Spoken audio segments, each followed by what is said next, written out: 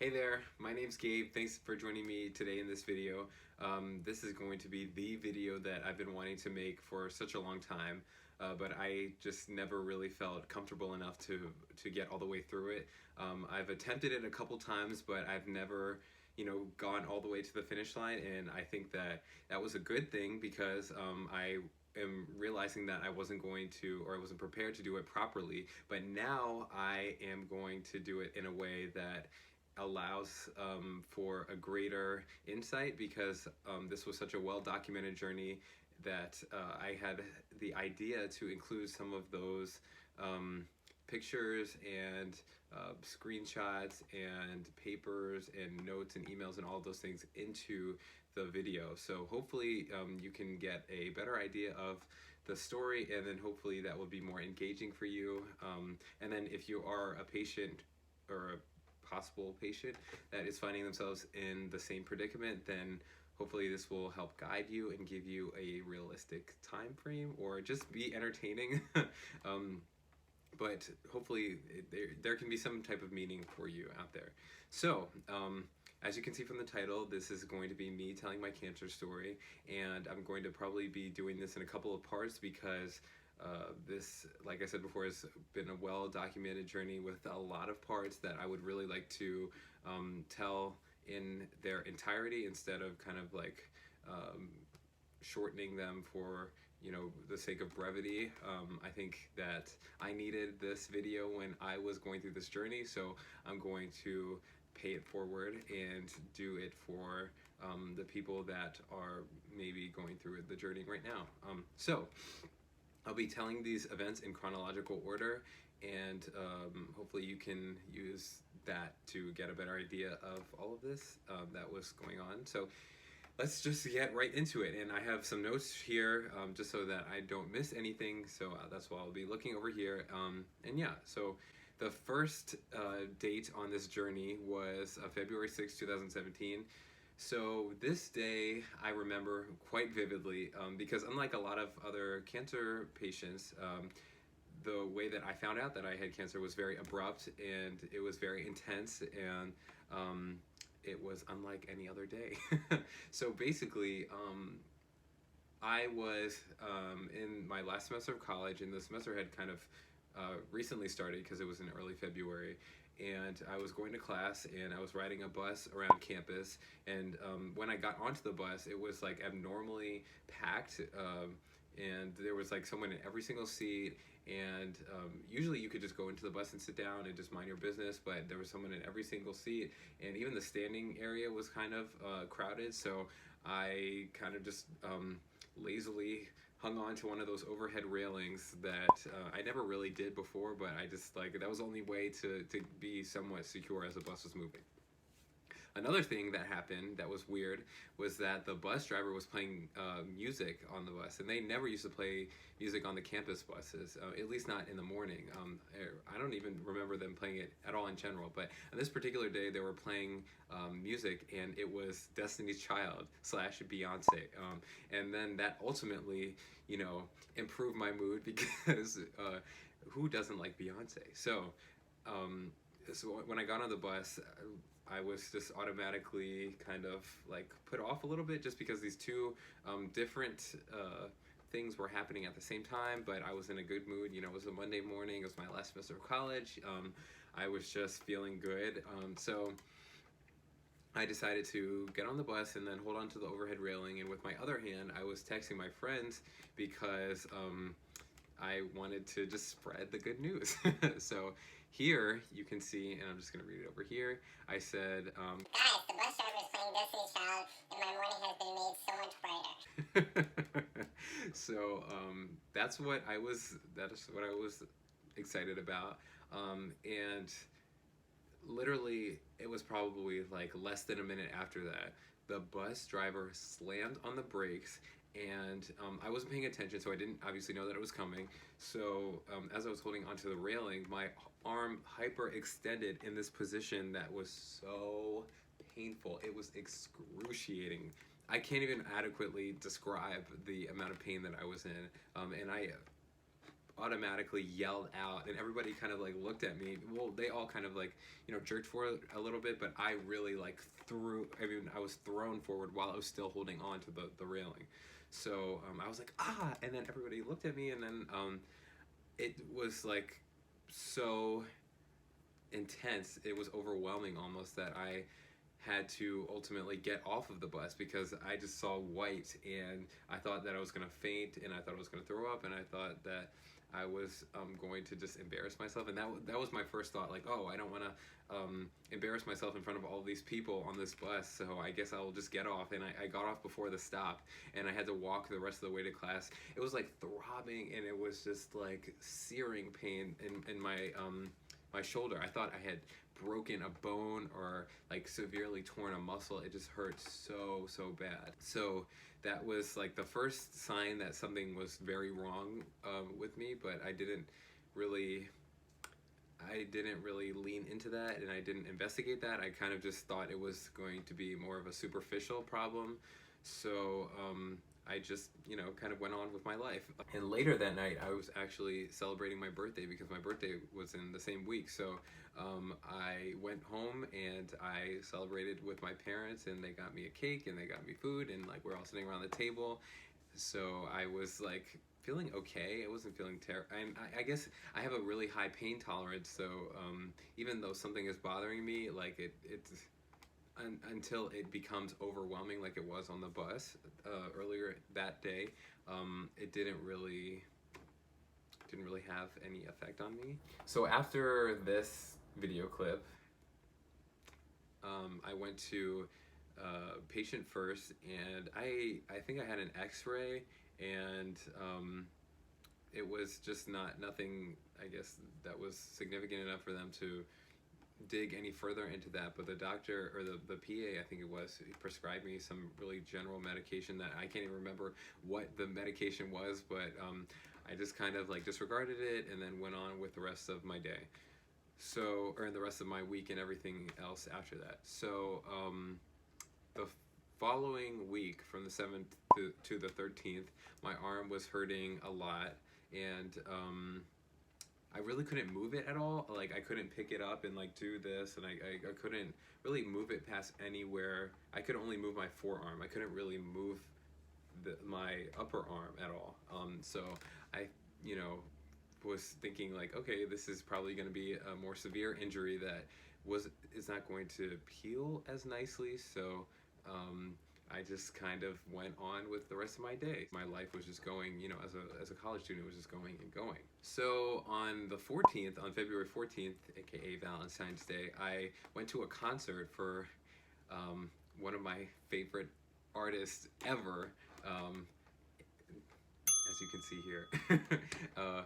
And as I was sitting in the crowd, or standing in the crowd, trying to videotape her, my arm, like, it was hurting a lot, and I was trying to like keep it as close to me as possible and as comfortable as possible, but there was like a crunch in there that felt really off and kind of weird. So I definitely noticed that, and then on the drive home, I couldn't barely like even keep my my hands on the steering wheel. I just like was barely hanging on to it. But I don't know, like I said, my mind wasn't fixated on that pain. I was just like, okay, I have class tomorrow, I have to keep going and going. Like I couldn't stop. So I had to just continue on with the rest of my day and my life. So on February 16th, I was still complaining about the pain, and I had a day off. I didn't have class that day, so my dad and I went to an orthopedist just around the corner from my house, and I told the orthopedist about the background of the situation and what was happening, and he ordered an x-ray, so I got another x-ray at the orthopedist. Here's a picture of that result, and as you can see here, he in the place that I circled, it was my shoulder blade, and he said that it wasn't as smooth as normal as what he would have expected, but that didn't necessarily mean anything was wrong with it. It could have just been you know, the way that my bones formed as I was growing up, and they, you know, just kind of it was the way that it was, and there wasn't any cause for alarm. But yeah, he kind of like didn't put that much attention on it. But what he did do was he prescribed a medication that I will show here, methylprednisolone. And basically, this is like a steroid that had the goal in his mind to decrease the swelling, because there was a lot of swelling in my arm, and that did help a lot because I guess the swelling was a lot worse than I had expected. So I was feeling a lot better within a couple days of that happening. So that gave me more motivation to just continue on with my life. Like I said, I was in college, things were happening. I had extracurriculars going on, and I was just like, okay, I don't have time to dwell on this injury. I have to just recover. And I took for granted the fact that, being a young person, your body will just recover and you don't have to worry about this in a couple days to a couple weeks to a couple months time. And you could just kind of get back to normal as soon as possible. But that didn't exactly end up being the case. So during the following weeks in February 17th, from February 17th to March 22nd, I was continuing once again to live my life. I guess that is a theme of this video, of just me kind of like going and my pain and well-being taking a backseat during that time. And I was just doing whatever I was used to doing and just bearing it all and not necessarily fixing it, but maybe just slapping a band-aid in the form of medication or physical therapy. I was going to physical therapy at the time, which was not helping at all, because as you will find out later in the video, there was a lot more of a deeper issue. So I was just continuing on with my life, and I was in a theater group, and here's some clips of me performing in that.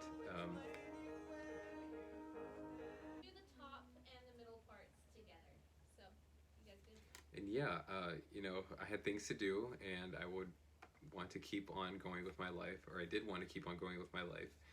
Right around this time, spring break came around the corner, or it was in its full swing, and I was still complaining about the pain. I remember something had happened. I remember one particular day, I can't remember what day this was exactly, but I think I moved my arm in a strange way, and there was like a resurgence of pain in my arm that I was complaining about to my parents once again. And my mom finally was able to schedule an MRI, which was also ordered by the orthopedist that I saw weeks earlier, but I never actually went because I was busy. So I just kind of, put that in the back of my mind until it forced itself back to the front of my mind because of the pain that was just so unbearable to me and really inconvenient, because like I showed you before, I was in a theater group, and I needed to do some dancing and performing, and just I needed to move around comfortably. So I was like, I really need to get this wrapped up while I had this short break of spring break going on. So on March 23rd, I went to go get the MRI, and I was explaining to the technician before I got the MRI just what I thought was going on, as we were just making general conversation. And I was telling him like, oh, I think I have a muscle tear. I don't really know what's going on. Like, maybe you guys can see it in the scan. So I went into the tube, and this was my first time, I think, getting an MRI, and I was in there for way longer than I expected. Like, I thought I was going to be in there for a couple of minutes, not a couple of minutes, but maybe like half an hour at the most.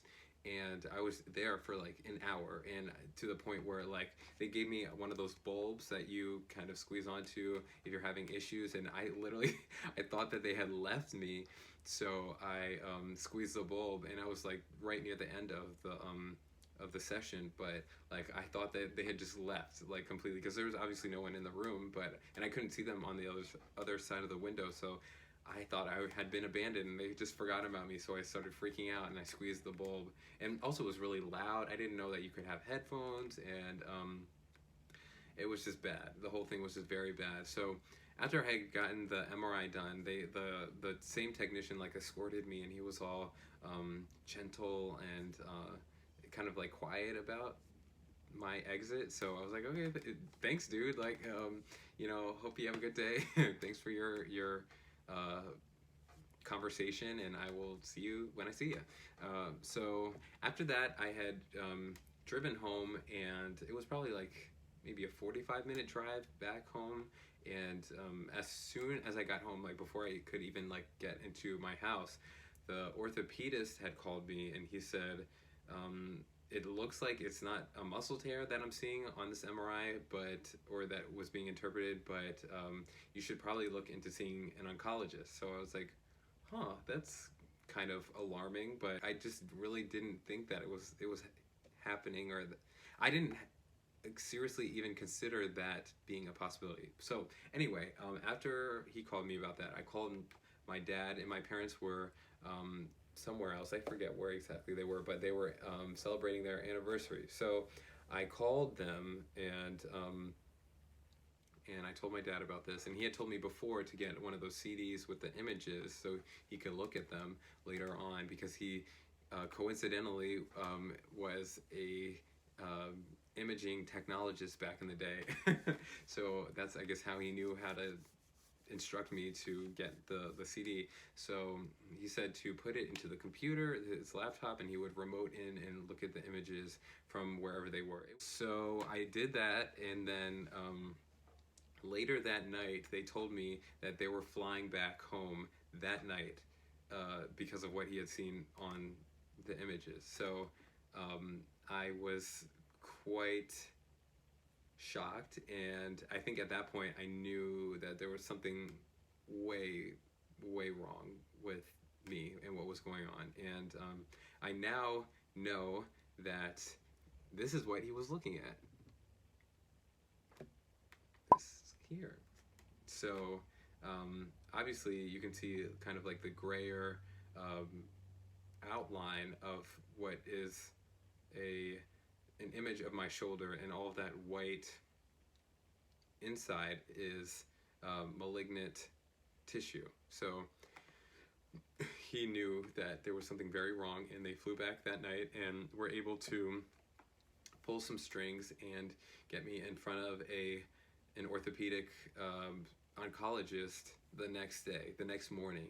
So like at that point I knew something was probably pretty wrong with me. So on March 24th, I can't even remember what the time was, but it was early in the morning that I was sitting in front of this oncologist, because I guess he had scheduled appointments earlier that day, but I was able to get into a slot early in the morning because I'm now realizing that it was, you know, an emergency. So I was sitting in front of the orthopedic oncologist, who one of his first words to me was, It looks like we're probably not going to have to amputate your arm.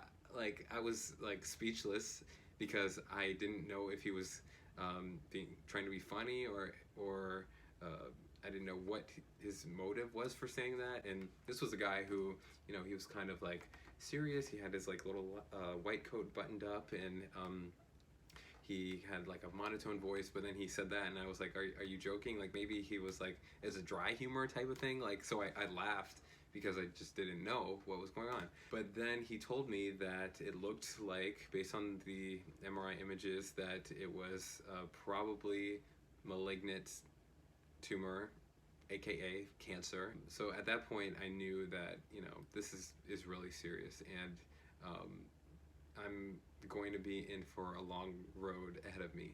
But it still didn't really even sink in. I think at that point there were so many things going on in my head. I think my first thought was that like I couldn't accept it for some reason, but then slowly within that time that I was in the office, I did start to accept it, and I thought I was gonna die. Like I really thought that within a couple of months I was just not going to be here anymore, because the way that he had explained it to me was that it was a pretty large tumor that had already started to destroy my shoulder blade, and they didn't know if there was any metastasis yet, because it was just one MRI image, and they really didn't know what was going on. So I just automatically prepared for the worst.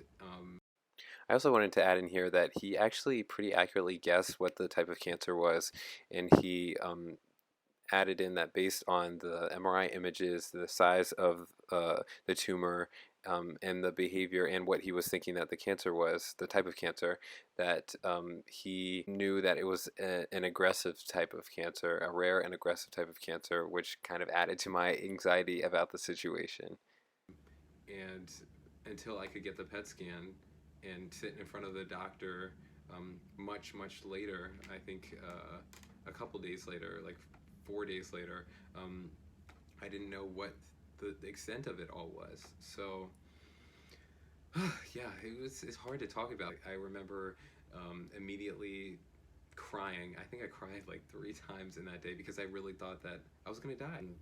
My whole life had flashed in front of my eyes, and being 22 years old and not really having